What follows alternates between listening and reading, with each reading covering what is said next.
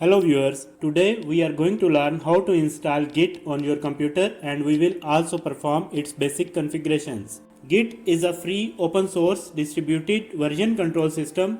It is efficient, easy to use and outdated all software configuration management tools like Subversion, ClearCase and CVS etc. Git Bash is a command line tool. With the help of Git Bash, you can create full-fledged local repository with capabilities of version control and version tracking. You can also connect Git Bash with your remote repository created on GitHub, make changes in it and update remote repository. Okay, now let me show you how to download Git Bash from their website and install in your local computer. Open website git-scm.com/download and download the latest version of Git installer according to your operating system. Once download is completed, click on installer to run it and it will initiate the setup process. Once setup is started, click on next. Select the path to install the Git or leave the default path if you want so. In next options, I will only select to create shortcut on my desktop for my convenience. And click on next. Click on next again. Here remain middle option selected so that we can run Git from command prompt and terminal windows. Click on next. Again next. And once again next. It will start the installation process of Git Bash in your Windows. The setup process will take some time to complete. It will make necessary changes in your system accordingly so that you can use Git from any command line terminal. It is almost done. You can observe that shortcut has been created on your desktop. I don't want to launch it right now and don't want to read readme files, so I will uncheck both options and click on next. The installation is done. Now we will configure the Git. Click on Git icon that has been recently created on your desktop.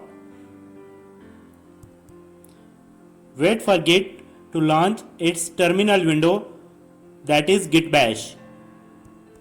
First thing first, I will use git-version command to see that installation has been done successfully and Git version is working properly. Now I will execute some basic configuration that are necessary for Git. To add my email ID, I will use command git space config --global user dot email and then in inverted commas I will enter my email address, that is code.cloud20@gmail.com. Press enter. You can see that command has been executed successfully. After this, the second configuration is that I will add my username. For this, I will repeat previous command and instead of email, I will add .username and in inverted commas, I will enter my username. Press enter. You can see that the command has again successfully executed. When you done this, you actually set up your identity globally. When you will make changes to any code, your email and username will be associated with these changes. This is important because every Git commit will use this information and you and others can track who made what changes to the code. Another necessary step is to set up your default editor for Git. For this, use command git config --global core.editor and then enter your editor name. Here I am using Atom, so I will use Atom because it is already installed in my computer and its global variables are set up. To install Atom and its configuration, please watch video appearing in link.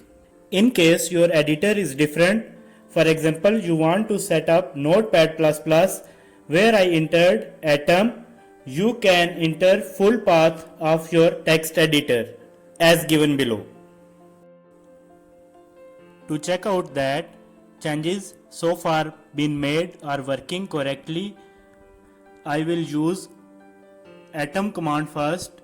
Atom space abc.html and execute the same command. You can see that it has opened Atom text editor and abc.html file has been created. I can make any changes in this file.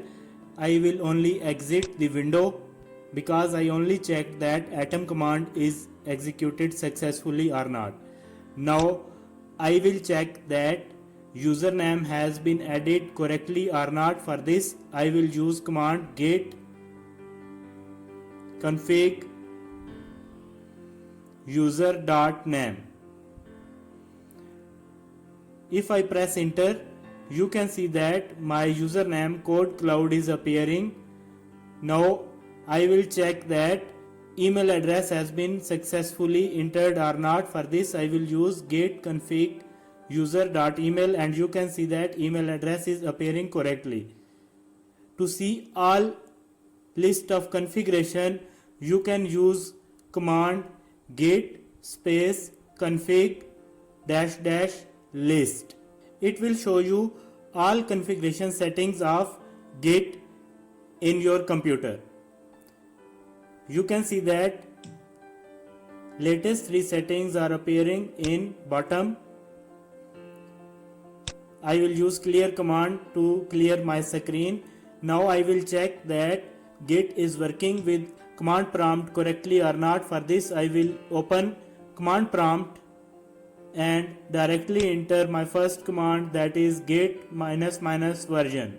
You can see that version has been returned successfully, so Git is properly working with Windows command prompt. Now I will enter another command git config -- list and you can see that the same configurations is also appearing here.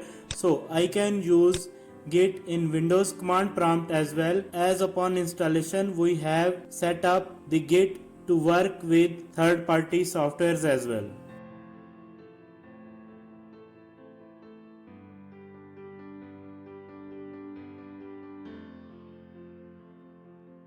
So we have learned how to download and install Git and its necessary basic configurations. In my next video, I will give you in-depth detail of all operations and uses of Git. Stay tuned with Code Cloud. Thank you.